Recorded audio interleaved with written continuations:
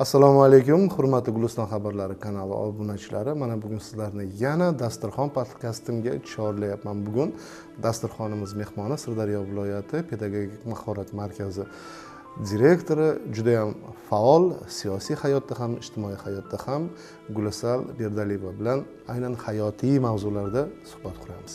Gulisal opa, bugungi suhbatimizni aynan jaydarlikda olib boramiz, ya'ni rasmiy tildan chekingan holatda siz bilan suhbat qursak, bemalol savollarimizga javob bersangiz. Bu iborani o'zim ishlatishni yomon ko'raman, lekin aynan dolzarb muammo bo'lgani uchun sizning fikringiz men uchun juda ham qiziq. Siz ham, men ham hayotda bir marta bo'lsa ham eshitganmiz bu iborani. Ishlatishni yomon ko'raman, lekin ishlataman. Ya'ni ikkichi. Bu ko'proq maktabda past o'zlashtirgan o'quvchilarga qarata ishlatishadi va ishlatishgan. Sizning professional fikringiz, hayotiy pozitsiyangizdan kelib chiqib javob bersangiz, ikkichilar hayotda haqiqatdan ham bo'ladimi? Yoki ular qaysidir bir fanda, yo'nalishda past o'zlashtirsa-yu, boshqa fanlarda yoki hayotning boshqa yo'nalishlarida yuqoriroq darajaga erisha oladilarmi? Bu savolni kutgandim. Chunki o'qituvchi sifatida dolzarbligini yo'qotmaydigan savollardan deb o'ylayman. O'zim mana shu salkam 30 yillik faoliyatimda bu so'zga qayta duch kelganman va hozir mana aynan o'qituvchilarni kasbiy rivojlantirish sohasida ishlaganim uchun har bir darsda o'zim ham darslar o'tib turaman. Har bir darsda mana shu mavzuga alohida to'xtalib o'taman. Chunki ikkichi iborasi bu subyektiv. Masalan, maktabda bir qancha fanlar bor. Ona tili, adabiyot, tarix, matematika, texnologiya va hokazo. Bu fanlar ikki qismga bo'lsa, gumanitar va aniq tabiiy fanlar deyishimiz mumkin. 25 nafar o'quvchining hammasi ona tili va adabiyotidan a'lochi bo'la olmaydi. Chunki har bir inson individual, jumladan bolalar ham o'zlashtirish, qiziqish qobiliyatlari ham individual bo'ladi. Sog'lom bolani ikkisi bo'lmaydi. Buni qanday tushuntirish mumkin? 25 nafar o'quvchi ona tili adabiyot faniga kirsa, misol uchun siz ona tili adabiyot fani o'qituvchisi bo'lsangiz, siz uchun o'sha bolalar ichida yaxshi o'zlashtirib, yaxshi javob berayotgan 5-6 nafar bola a'lochi sifatida qabul qilinadi. Lekin aynan o'sha bolalar, o'sha siz a'lochi deb qabul qilgan bolalar matematika yoki ingliz tili yoki boshqa fanlarda siz ona tili adabiyot darsida ko'rsatgan natijani ko'rsatmasligi tabiiy. Ana endi har bitta fanda o'quvchilarimizning har birining qiziqish qobiliyatlari namoyon bo'ladi. Gumanitar fanlardan yaxshi o'zlashtiradigan o'quvchilar amaliy fanlardan yaxshi o'zlashtira olmaydi. Chunki tabiatan odamlar 4 ta tipga bo'linadi, temperament tipiga va ularning ikkitasi o'sha gapirish bilan bog'liq bo'lgan kasblarni egallaydilar kelajakda. Qolgan ikkitasi esa amaliy kasb egalari bo'ladilar. Biz hozir gapiradiganlar shundaymi? Ha, siz bilan biz maktabda a'lochi bo'lib o'qiganmiz va biz pedagoglik, gapirish bilan bog'liq kasbni egallaganmiz. Xalq orasida yana bir ajoyib gaplar bor. O'zi o'zbekona iboralar juda ham chuqur ma'noga ega.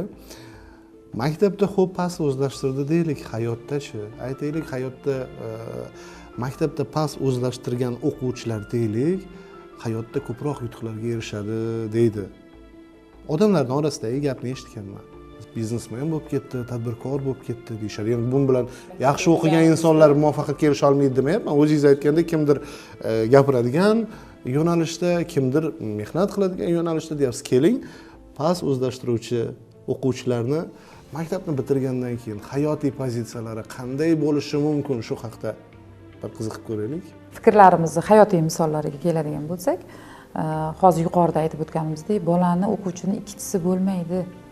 Chunki uni ma'lum bir fanda ikkichi deb hisoblagan bo'lsa, qaysidir fan o'qituvchisi u boshqa fandan o'sha fanda ko'rsata olmagan eng yuqori natijani qaysidir amaliy fanda ko'rsatishi mumkin.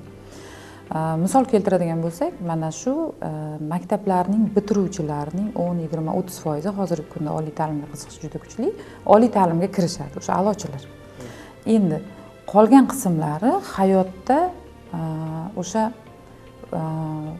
bizni kundalik zaruriy ehtiyojlarimizni qilish bilan bog'liq bo'lgan kasb egalari bo'lishadi. Masalan, santexniklarga ishingiz tushgan. elektrik deymiz, mana shu masalalar bo'yicha, har xil xo'jalik ishlari bo'yicha, qishloq xo'jaligi bo'yicha kasb hunar egalariga ishimiz tushgan. Kosib deysizmi, boshqa deysizmi? Mana shu faoliyat bilan shug'ullanadigan insonlar odatda maktabda yaxshi o'qimagan bo'lib chiqadi, lekin maktabda yaxshi o'qigan, oliy ta'limni bitirgan, balkim ikkita oliy ma'lumotli, diplomli insonlar bilan baravar pul topishi mumkin. Pul topyapti ham. Maktabda ta'lim berishdan maqsad, o'zimizni farzandlarimizni ham ta'limiga juda katta e'tibor beramiz. Maqsadimiz bir, xalqni farzandlarini tarbiyalashdan ham maqsad ularni kelajakda kasbli yoki hunarli qilish. Shunday kasb yoki hunar egasi bo'lsinki, oila a'zolarini va o'zini ta'minlay olsin. Maqsad shunga qaratilgan. Shunday ekan, darsda biz qo'ygan baho o'sha jurnalga ruchka bilan qo'yilgan raqamlar emas. Maktabimizning bitiruvchilari hayotda o'zini o'rnini topib, kim qanday faoliyat bilan shug'ullanib, oilasini qanday ta'minlay oladi, o'shandagi qo'ygan baho real baho hisoblanadi. Xorijiy mamlakatlarda ham umuman nufuzli mana oliy ta'lim bitiruvchilarining, masalan, oliy ta'lim muassasalarining nufuzi ularning bitiruvchilarining faoliyati bilan bog'liq. Reyting mana shunday belgilanadi. Shuning uchun endi biz hozir juda yuksak gaplarga o'tayotganga o'xshab ko'rinyapmiz, lekin bu narsalar oddiy bitta darsdan, oddiy bir fan o'qituvchisining o'quvchilari bilan olib borayotgan faoliyatlari bilan bog'liq. Uni kelajakda egallagan kasblari. Ba'zan santexniklari masalan haftalab kutamiz. Ularning grafiki juda tig'iz va kelganlarida ular aytgan mablag'ni berasiz, chunki uni qo'lidan kelgan ishni o'sha siz bilan biz oliy ma'lumotli insonlar qila olmaymiz. Shuning uchun fan o'qituvchilari darslarni o'tayotganda hozir mana darsliklarimizdagi, ta'limdagi ijobiy o'zgarishlar juda men xursand bo'laman. Shunday tarixiy bir transformatsiya jarayonida ishlayapmiz.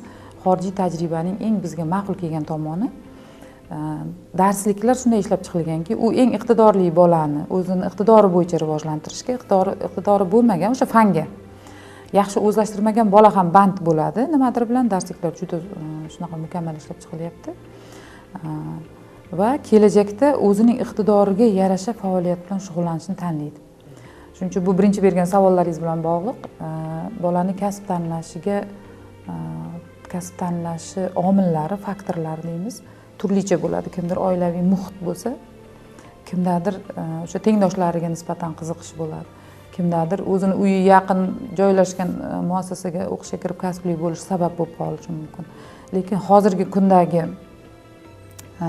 ta'lim muassasalarida yangilangan o'sha hujjatlar bilan ishlash jarayoni mana shunga qaratilgan. Shuning uchun ikkichi degan iborani ishlatmaslik tarafdoriman. Sog'lom bolani qobiliyatsiz bo'lmaydi. Zo'r duradgor, zargar, rassom, musiqachi bo'lishi mumkin. Gapirishni masalan qoyillatib og'zaki javob bera olmayotgan bola hayotda.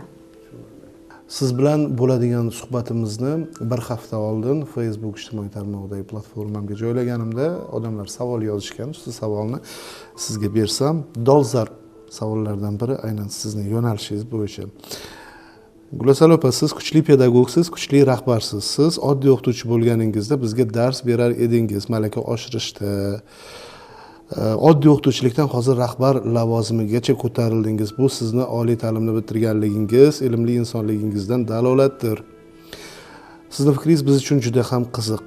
Oilada qiz farzandni o'qimishli bo'lishiga fikringiz qanday? Rahmat. Shu o'rinda sizni mana shu loyihangizni qo'llab-quvvatlamoqchiman, chunki hozir ijtimoiy tarmoq har bir insonning hayotida juda muhim rol o'ynaydi. O'sha masofalar aro nima desam bo'ladi, masofalarni hisobga olmagan holda butun dunyodan xabardor bo'lib turishimiz mumkin. Shu o'rinda sizni mana shu loyihangizni doimiy kuzatuvchilardan biriman va hozir viloyatimizda, balki respublikamizda analogi yo'q loyihalardan deb o'ylayman. Hozirgi kunda bizni faoliyatimizni har bir faoliyat sohasini nazarda tutmoqchiman. Bu faqat pedagoglik emas. Har bir tashkilot, har bir o'zini rivojlanishda ko'radigan insonlar ijtimoiy tarmoq bilan bevosita bog'liq. Shu ma'noda bizning sohamizga ham mana shu ijtimoiy tarmoqdagi loyihalar orqali odamlar, insonlar fikrini bilish juda muhim. Endi o'zim ayol kishi bo'lganligim uchun albatta ayol kishiga ham oilani, farzand tarbiyani, biz rollarimiz juda ko'pda hayotda. Turmush o'rtog'imiz, onamiz, pedagogimiz va hokazo. Hammasini baravar olib borish bu juda murakkab. Buning uchun avvalambor oilada bir qo'llab-quvvatlovchi ijobiy muhit bo'lishi kerak. O'sha siz ta'limdan boshladingiz, Guliston davlat universitetini bitirganman. Ta'lim olishimizga ota-onamiz sababchi bo'lgan, lekin qiz bolaning ta'lim olishi bizni nafaqat ilmiy asoslangan, balki o'zimizni diniy kitoblarimizda ham hadislarimizda keltirib o'tilgan. Chunki nima uchun qiz bolani ilm olishi muhim? Avvalambor u ona va o'sha kelajak avlod tarbiyachisi. Farzand onani tanasida rivojlanadi. Ota-onadan gen orqali oladigan ijobiy va salbiy fazilatlarning ko'pchiligini onadan oladi. Tabiiyki, agar ona ilmli, o'qimishli bo'lsa, uning farzandlari ham gen orqali tug'ma shunday fazilatlarga moyilligi juda kuchli bo'ladi. Endi oiladagi tarbiyada ham deyarli o'sha onalar bilan ko'proq vaqt o'tkazganligi uchun bolani hayotida ham onani roli juda katta bo'ladi. Shuning uchun ilmli deganda balkim faqat oliy ma'lumotli insonlarni emas, o'sha ko'proq kitob o'qib, dunyoda masalan bo'layotgan voqealardan xabardor bo'lib, shunga nisbatan mustaqil fikrini ifodalay oladigan insonlar ilmli insonlar deb hisoblayman. Yana bitta ibora haqida aytmoqchiman, zamonaviy yoki o'zini sevadigan insonlar degan iboralar hozir juda ommalashib ketgan. Buni ma'nosini ham shunga bog'layman. O'zini sevadigan inson tinimsiz o'z ustida ishlashi kerak, rivojlanishi kerak. Bu birinchi navbatda oilaviy muhitga ta'sir qiladi. Farzandlaringiz mustaqil, kelajakdagi har xil holatlarda yechim topishga harakat qiladigan insonlar bo'lib yetishadi. Shu ma'noda qiz bolani ilm olishi juda muhim. Bunga davlatimiz siyosati ham hozir juda katta e'tibor beryapti. Gender tenglik degan ibora juda ommalashgan. Ayol kishi tabiatan qiziquvchanligi uchun, tartibni yaxshi ko'rganligi uchun, go'zallikni sevuvchan bo'lganligi uchun u ishlagan joyda, balkim u rahbarlik qilgan joyda ko'proq shu tomonga ham e'tibor beriladi. Endi hozirgi paytda ota-onalar ham farzandlarini, ayniqsa qiz farzandlarini ilmli bo'lishiga katta e'tibor berishyapti. Chunki hayotimizni har bir kunini birinchi marta, har bir daqiqasini birinchi marta yashab o'tyapmiz. Biz uchun ham har bir kunimiz imtihon. Endi hayot shunday murakkab jarayonki, unda har xil to'siqlar bo'ladi, sinishlar bo'lishi mumkin, murakkab qiyin vaziyatlar bo'ladi. Ilmli insonlar bu vaziyatlardan to'g'ri yechim topib, yana oldinga qarab harakat qilishga davom o'zida kuch motivatsiya topa oladi. Shu ma'noda qizlarni ilmli bo'lishi juda muhim. Havas va hasad bu ikki tuyg'u insonni aqlini tanigandan boshlab to umrining oxirigacha birga bo'ladigan tuyg'ulardan deyishadi. Hasadni bilamiz, insonni ichidan yemiradigan bir juda ham xunuk tuyg'u. Lekin havas qil erishasan deyishadi. Ayrim psixologlarning ta'kidlashicha, havasni ham me'yordan oshig'i bu ham bir zarar ekan. Ya'ni kimgadir haddan ziyod havas qilib yuborsang va harakat qilsang, aytaylik erisha olmasang shu niyatingga, nimaga u erishadi-yu men erisha olmadim deb insonning ichidan ham qaysidir ma'noda zarba berib, bu havas keyinchalik hasadga ham aylanib ketishi mumkin deyishadi. Siz psixolog sifatida mana shu iboraga fikringiz qanday? Haqiqatan ham juda o'ylantiradigan savol berdingiz. Bu ham insonni o'ziga bog'liq. Misol uchun, nima uchun o'ziga bog'liq? Agar siz hayotingizdan qoniqsangiz, o'zingizga erishgan yutuqlaringizdan, qilayotgan ishlaringizdan, o'zingizni masalan kasbingizni yaxshi ko'rsangiz, oilaviy hayotingizdan ko'nglingiz xotirjam bo'lsa, unda men o'ylayman kamroq havas qilasiz. Bu ham osonlikcha masalan birdaniga kelmaydi-da. Lekin biz masalan qaysidir kasbni egallashimiz,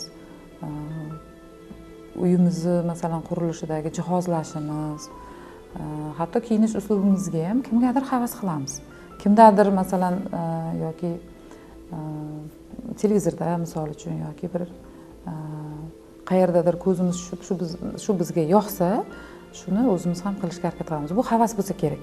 Lekin ijtimoiy tarmoqlar buni aksini gapiryapti. Masalan, Instagramga kirsangiz, mabodo qaysidir bir yulduzni sahifasiga kirib qo'ysangiz, qaysi davlatda dam olayotgani, qaysi butiklardan kiyinayotgani, qanaqa markali avtomobil haydayotganligi, qanchadan qancha puli bor ekanligi, ustidagi egnidagi kiyimi qancha turishi, hammasi bu bilmayman, insonning qalbidagi nafaqat havas, balkim ayrim insonlarda hasad tuyg'usini ham uyg'otib yuboradi. Hamma birdaniga o'sha ayrim yulduzlar o'zini ko'z-ko'z qilayotgan darajaga chiqa olmaydi.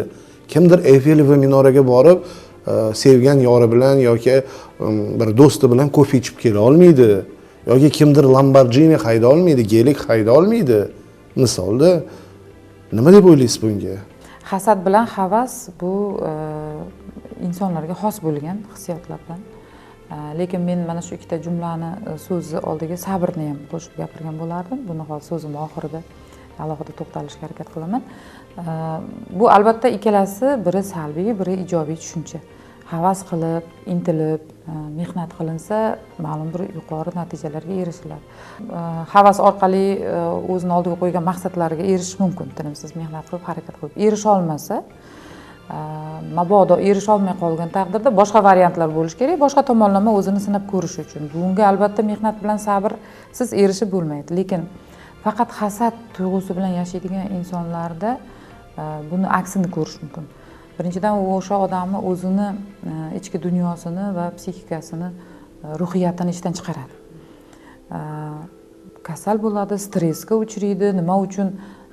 O'zini imkoniyatlari bilan xohishlarini baholay olish kerak odam. Imkoniyatlar bilan xohishlar mos kelmay qolgan joyda hasad bo'ladi. Erishilib bo'lmaydi, misol uchun. Bir insonni erishgan natijasiga ikkinchi odam erisha olmasligi mumkin, bu tabiiy holat hisoblanadi. O'zini imkoniyatlari darajasida harakat qilsa, boshqa sohalar bilan yutuqlarga erishishi mumkin. O'zini ishlarida, o'zini faoliyatida intilish va sabr havas qilgan darajaga yetkazadi deb o'ylayman.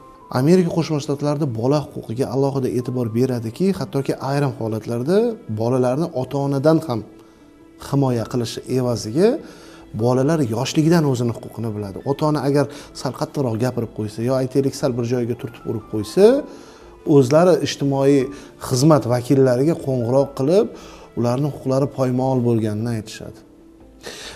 Bizni o'zbekona tarbiyada esa mutlaqo aksi. Lekin hozir zamonaviy o'zbek farzandlarini tarbiyalash modelida bolaga do'st bo'lish kerak ekanligi aytilyapti. Siz psixolog sifatida, ustoz sifatida, qolaversa xorijda farzandini o'qitayotgan ona sifatida fikringiz men uchun juda ham qiziq. Qaysi bolaga bo'lgan tarbiyani ilg'or deb hisoblaysiz? Farzand tarbiyasida har bir insonni, har bir oilani qarashi individual, betakror, o'ziga xos. Har bir davlatni ham xuddi shu jumladan. Endi bizni o'zbekona tarbiyamizga yetmaydi. Bizni ota-onalarimiz o'rni kelganda qattiqqo'llik bilan, o'rni kelganda yumshoqlik bilan, o'rni kelganda nasihat bilan tarbiyalashgan. Aynan siz aytgan xorijiy mamlakatda hozir o'g'lim o'qiyapti, Amerika Qo'shma Shtatlarida. Juda ko'p savol beraman ular ta'lim tizimi haqida. Menga qiziq, odamlarning yashash tarzi, hayoti, hazillashib tag'in o'sha yerdan menga kelin olib kelmagin. O'zimiz o'zbek qiziga uylanasan deb qo'yaman. Yo'q, u yerdan uylanish noto'g'ri bo'ladi. Ularda ayolini so'kib ham bo'lmaydi deb hazillashib qo'yadi. Lekin bitta fikrni aytdi. Bulardagi bolalarga bergan o'sha erkinlik ularni tanazzulga olib kelyapti degan fikrni aytdi. Chunki yaqinda ijtimoiy tarmoqlarda chiqdi, o'zini ota-onasini mendan beruxsat dunyoga keltirganligi uchun deb sudga ham berishdi. Hatto shu darajaga borib yetdi. Endi nima uchun oilada qattiqqo'llik ham muhim? Masalan, bizni ota-onalarimiz farzandlarini mustaqil hayotga tayyorlashgan. mustaqil hayotda biz bolalarimizni, masalan, farzandlarimizni erkalab, ko'ngliga qarab, uni hech qiyinchilik ko'rmaydigan qilib tarbiyalab qo'ysak, mustaqil hayotda ular juda qiynaladi. Chunki hayotda uni hech kim erkalamaydi. Hatto eng rivojlangan mamlakatlar, eng mashhur kompaniyalarning ishchilariga qo'ygan birinchi talabi ham intizom bo'ladi. Bizda intizom, o'zaro hurmat, kattalarga hurmat, o'zaro hurmatga juda katta e'tibor beriladi va bu bolani kelajakda mustaqil hayotida juda katta yordam beradi. Shuning uchun bizning milliy tarbiyamiz juda muhim deb o'ylayman. Bu o'rni beqiyos, lekin biz mana yaqin yillardan beri bir qancha mamlakatlarga xizmat safarlarida bo'ldik. Ta'lim muassasalarida va boshqa joylarda o'sha borgan mamlakatlarimizda, Xitoyda misol uchun yoki Rossiya davlatida yoki Turkiyani mana Istanbul shahrida malaka oshirib keldik. Albatta ta'lim tashkilotining kutubxonasi o'sha tashrif ro'yxatida bo'ladi va kutubxonaga kirganingizda birinchi ularni o'zlarining mahalliy yozuvchi shoirlarining o'zlarining mana bu millati bilan faxrlanishi haqidagi so'zlar bilan boshlanadi. Bu vatanparvarlik, masalan, o'sha o'zimizni millatimiz bilan, milliy qadriyatlarimiz bilan faxrlanish oiladan boshlanadi, ta'lim tashkilotidan boshlanadi. Misol uchun, hozirgi kunda bolalarni, o'quvchilarni o'sha zamonaviy tendensiyalardan bittasi o'quvchilarga bosim o'tkazmaylik, shug'ullanayotgan faoliyatiga xalaqit bermaslik. To o'shani to'liq o'rganib bo'lmagunicha bolaga erkinlik berish, lekin bu erkinlik bilan misol uchun nimani o'ylasa shuni gapirish, nima xohlasa shuni qilish degan erkinlikning farqi bor. Shuning uchun shu ma'noda o'ylayman, bizni masalan urf-odatlarimiz, qadriyatlarimizga yetadigani yo'q va o'sha xorijiy mamlakatlardagi tarbiyasidagi bo'shliqlar ularni tanazzulga olib kelayotganligini ham inobatga olish kerak. Xorijiy mamlakatlar tajribasi deganda uni to'liqligicha o'zlashtirish emas. Bizdan ham o'rganadigan jihatlari juda ko'p. Shuning uchun biz mana borgan mamlakatlarimizdan xulosa o'rnida xalqaro forum o'tkazishni taklif qilyapmiz hozirgi kunda. Chunki xorijiy mamlakatlardan kelgan mehmonlarga o'zimizning ko'rsatishga, tajriba almashishga arziydigan jihatlarimizdan bittasi bu bizning qadriyatlarimiz bo'ladi. Qadriyatlar jumlasi bilan javobni to'xtatdingiz. Buni qarangki, meni navbatdagi savolim aynan o'zbekona milliy qadriyatlar bilan bog'liq. Shunday insonlar uchraydi, bu narsa bor. O'zbekona qadriyatni zamondan orqada qolishdek tasavvur qilishadi va Yevropa madaniyatiga qiziqishadi. Ularni yashash tarziga taqlid qilishga harakat qilishadi. Xuddiki ular taqlid qilsa yevropalik bo'lib qoladigandek. Shaxsan men uchun Yevropa madaniyati bu bir katta wow emas, ishoning. Mana zamonaviy kiyinib yuribman, qo'limda telefon, mana noutbukim bor, internetdan foydalanyapman. Yana qanaqa zamonaviy hayot kerak? Milliy qadriyatlarimizda ham shu narsa mujassam. Lekin ana shunday ayrim kam bo'lsa ham qo'shtirnoq ichidagi Yevropa qadriyatlariga ko'r-ko'rona ergashayotgan insonlarga sizning javobingiz qanday bo'ladi? Qadriyatlar betakror, u hamma o'zini millati, o'zini mamlakatiga xos bo'lgan qadriyatlar bor. Misol uchun biz xorijiy mamlakatlarga borganda baribir yevropalashganmiz, endi bir qismi liboslarimiz, kiyinishimiz, uslubimiz aralash bo'lib ketgan. Lekin aynan xorijiy mamlakatlarga borganda milliy libosimizni olib olish an'anasi bor. Milliy liboslarimizni kiyib, keyin mamlakatlarga aylansak, odamlarni to'xtatib, savol berib, biz bilan rasmga tushishgisi kelib, keyin sovg'alarimizni ham bir boshqacha qadrlashi, bu juda e'tiborga molik. Chunki siz hamma qatori bo'lganingizda sizga e'tibor berishmaydida, o'zingizni millatingiz masalasida alohida e'tibor bera boshlashadi. Millat, qadriyat bu bizning hurmatimizni belgilaydi. O'zimizni agar millatimizni, qadriyatlarimizni hurmat qilib ardoqlasak, bu boshqa mamlakatlar nazarida ham xuddi shunday. Ularni ham hurmat qilishga olib keladi. Ular bizning mamlakatimizga qiziqishi juda kuchli. Bizning tariximizga, o'tmishimizga qadriyatlar insonning o'zligini belgilaydi o'zi aslida, betakror chunki. Misol uchun mana biz libos temasini, liboslar mavzusini o'rganganimda bir qiziq faktlarga duch kelganman.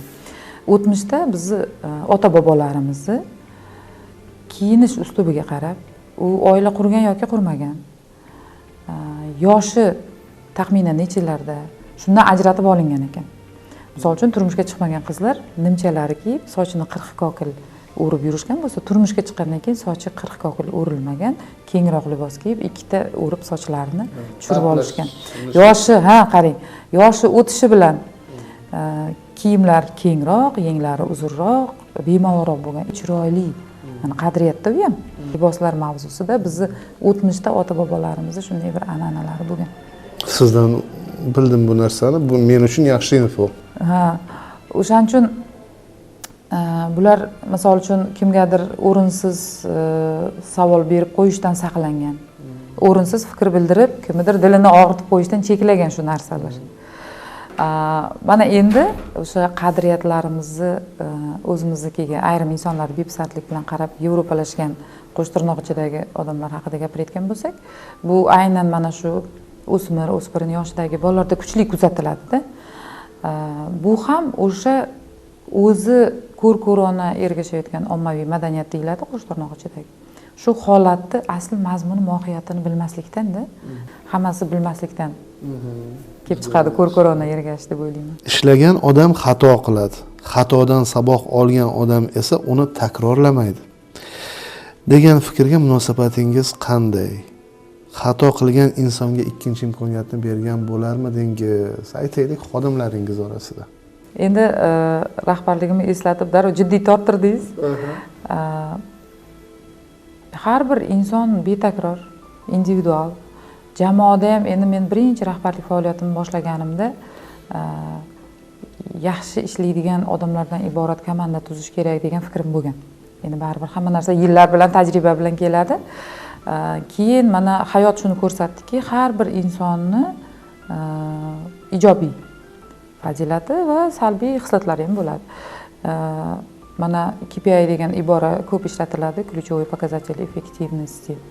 Har bir insonni iqtidori, qobiliyati darajasidagi topshiriqlarni berish mahorati bu rahbarda bo'lishi kerak.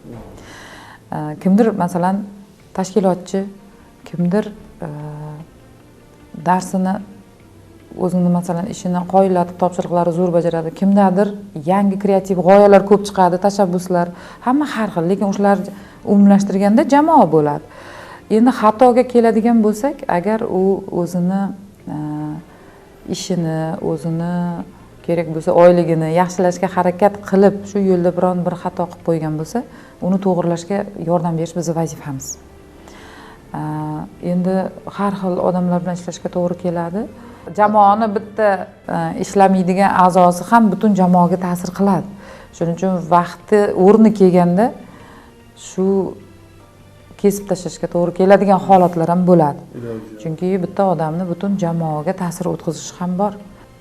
Kecha xato qilmaganimda bugungi aqlim bo'lmasdi. Bilganimda xato qilmasdim, lekin xato qilmaganimda bugungi xulosam bo'lmasdi. Shuning uchun xato qilishdan qo'rqmaslikni ham kichkinalikdan bolalarga tarbiyalash kerak, chunki harakatdagi odam xato qiladi. Bilibmi, bilmaymi, xato qiladi. Lekin xatolarda to'xtab qolish emas, uni to'g'rilab yana oldinga qarab harakat qilish muhim. Har bir kasb egasini rivojlanishida 4 ta tushuncha bor. Bu o'sha xorijiy iboralar: hard skills, soft skills, self skills va growth mindset deymiz. Hard skills bu o'sha qattiq ko'nikma deb ham tarjima qilinadi. Bu kasbiy mahorat. Soft skills bo'lsa bu shaxsiy, mana bu psixologiya, odamlar bilan bo'lgan muloqot, munosabat. Self skills deydi, o'zini rivojlantirish, shaxsiy o'zini rivojlanishiga alohida vaqt ajratish va bir eng muhim tushuncha bor. Buni yaqinda ijtimoiy tarmoqlarda bir maqola yozayotganimda duch keldim. Kelgusi 10 yillikda odamlardan, kasb egalaridan talab qilinadigan ko'nikma, eng o'sha ommalashadigan, moda bo'ladigan ko'nikma bu grow mindset. Ya'ni o'zini oldiga maqsad qo'ygan odam tinimsiz harakat qilishi. Kimdir 1 yilda, kimdir 10 yilda erishadi. Lekin harakatdan to'xtamasa erishadi. Mana shu ko'nikma juda muhim bo'lar ekan kelgusi 10 yillikda. Shuning uchun xato qilishdan qo'rqmaslik kerak. Aksincha, undan motivatsiya olib, yana o'shani yaxshilashga va xato qilmaslikka harakat qilish eng muhimi. Demak, siz ikkinchi imkoniyatni berasiz xato qilgan xodimingizga. Odatda chunki har bir xodim oila boshlig'i. Lekin uchinchi martasi bo'lmaydi, aytib qo'yay. Uchinchi martasida chunki endi xato bilan masalan xato qilish bilan gunoh bor-ku. Sotqinlik bilan bilmay adashib qolish bor. Farqi bor-da. Предательство kechirilmaydi sotqinlik. Bilib bilmay xato bo'lsa to'g'rilash kerak. Imkon berish kerak har qanday odamga. Qo'rquv har birimizning hayotimizda bor. Kichikmi, kattami farqi yo'q. Mana bu ishimiz nima bo'lar ekan, mana bu ishimiz o'xsharmikan, mana buni qilsak nima bo'lar ekan? Bu xavfsirash va qo'rqish. To'g'rimi? Sizning hayotingizda qo'rquvlaringiz nimadan iborat? Umuman olganda Gulsal opa nimadan qo'rqadi hayotda? Shunaqa kutilmagan savollar berishga ustasizda. Qo'rquvlar psixologiyada fobiya deyiladi. Inson tug'ilganda qo'rquv hissi bo'lmas ekan. 120 dan ortiq qo'rquv turlari bor. Kimdir ignadan, kimdir qondan, kimdir balandlikdan, kimdir qorong'ulikdan qo'rqadi. Va bularning hammasi hayoti davomida orttirilar ekan. Mana chaqaloqni biz kichkinaligida uxla, bo'lmasam buji keladi. Chiqma, tashqarida anaqa bor deb o'rgatar ekanmiz. Bo'lmasam uning tepasiga kelgan sher misol uchun yoki juda xavfli bir hayvon yoki holatlardan ham qo'rqmas ekan, chunki tug'ilganda insonda qo'rquv hissi bo'lmas ekan. Bu to'g'ri ishmi o'zi? Uxlab buji kelyapti deyish? Ilmda isbotlangan va hayoti davomida orttiriladigan hissiyot, qo'rquv. Endi qo'rqmaydigan odam albatta bo'lmaydi. Nima uchun masalan birinchi marta sizga igna tiqishganda siz uni og'riq berishini bilmagansiz. Shuning uchun bamayli xotir qarab turgansiz. Og'riq hissini his qilganingizdan keyin ikkinchi marta ignani ko'rsangiz qo'rqa boshlagansiz. Qo'rquvlar shunday shakllanadi bizda. Shuning uchun biz qo'rqamiz yaqinlarimizni yo'qotib qo'yishdan. Misol uchun yo'lda avtomobillar tezligini ko'rganda nima uchun qo'rqamiz? Avtohalokatlarni ko'rganligimiz uchun, guvoh bo'lganligimiz uchun. Endi qo'rqmaslikni oldini olish uchun bolalarga o'rgatiladi. Qo'rquvni davolash usullari ham bor. Misol uchun o'ziga o'zi motivatsiya berishi, affirmatsiyalar aytishi, o'zini xotirjam qilish usullari o'rgatiladi bolani qo'rquvni oldini olish uchun. Lekin qo'rquv hissi bo'lmagan odam bo'lmaydi. Endi ish tajribamni boshlaganimda omadsizliklardan qo'rqqandirman. Biron bir oldimga katta rejalar qo'yganda uni amalga oshmay qolishidan qo'rquvlarim bo'lishi mumkin. Orzular, o'z oldimizga qo'ygan maqsadlar bizdagi qo'rquvlarni keltirib chiqarishi mumkin. Lekin hozirgi kunda nimadan qo'rqishim o'sha har xil hayot sinovlaridan keyin juda ko'p qo'rquvlarim yo'qolgan desam ham bo'ladi. Endi hech narsadan qo'rqmayman ham deya olmayman-u, lekin har kunimiz biz uchun yangi bo'lganligi uchun kutilmagan holatlarga tayyor holda bo'lishim, e'tiqodim, chunki bizning diniy tarbiyamizda shu hammasi Allohdan. Taqdirga ishonishim, mana shu ko'p qo'rquvlarim yo'qolishiga olib kelgan. Bu savolni har bir dasturxonim mehmoniga beraman. Shu navbatda sizga ham. Aytaylik, sizda shunday imkoniyat bor. Sizga shunday imkoniyat taklif qilishdi. Dunyoning 3 ta ilg'or davlatiga ko'chib ketib yashash, u yerda ijod qilish, hamma imkoniyatlar bor. Va 4-inchisi O'zbekistonda qolib, shu yerda ishlash, shu yerda yashash. Qaysi birini tanlagan bo'lar edingiz? Men vatanparvarman.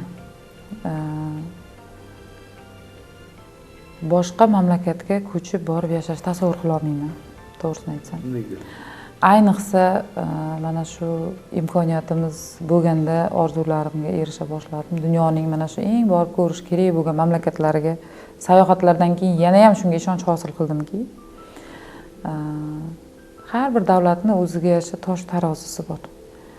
Yaqinlaringiz orasida o'zimizni hamfikr, millatdoshlarimiz bilan birga yashash, o'zimizni mana shu to'y hashamlarimiz, yaxshi kunlarimiz va hokazolar urf-odat qadriyatlarimiz ichida yashash ma'qulroq menga boshqa eng rivojlangan mamlakatda bir o'zim yashagandan ko'ra. Nima uchun bu fikrga kelganman? Men sayohatlarda 5-kuniyoq uyimni sog'inaman.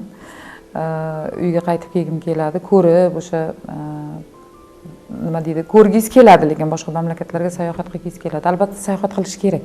Chunki boshqa xalq, boshqa millatlar yashash tarzi, ularda o'zingizga yoqqan jihatlarni olib kelib yana bu yoqqa tatbiq etish masalasida bu juda muhim deb o'ylayman. Imkoniyat darajasida sayohatlarga ham chiqib turish kerak. Lekin yashash o'zimizni mamlakatimizdagi imkoniyatlar, mehnatim orqali erishgan natijalarimni hech qachon tashlab ketgim kelmaydi. Bizni mamlakatimizni hozirgi kunda, bizni davlatimizni, bizni viloyatimizni misol uchun imkoniyatlari boshqa mamlakatlardan kam emas. Hamma joyda ham eng yaxshisi, eng zo'ri bo'lib yashash imkoniyati bor. Hamma joyda ham eng oxiri bo'lib yomon yashash holati ham bor. Mana misol keltiradigan bo'lsak, endi o'sha o'g'lim hozir 2 yildan beri magistraturada o'qiyapti Amerikada. Amerikada ham xuddi bizni oilamizdek o'zini uyi joyi, o'zini asosiy daromad keltiradigan ishi va bir qancha daromad mablag'i bor odamlar juda kam. Ularda asosan ijarada turishadi va boshqa holatlar bo'yicha yaxshi yashaydigan odamlarni 20%, 15-20% desa, odatda 80% odamlar o'rtamiyona hayot kechirishadi deb aytishadi. Mana hamma orzu qilgan go'yoki o'sha Amerika davlatida ham, u yerda ham qattiq mehnat qilib, intizom bilan tinimsiz mehnat qilgan odamlar yaxshi yashaydi. Xuddi biz kabi. Bizda ham shunday. Bevosita millatni tarbiyalayotgan xodimlar, ya'ni bog'cha pedagoglari, maktab o'qituvchilariga professional fikringiz juda ham muhim.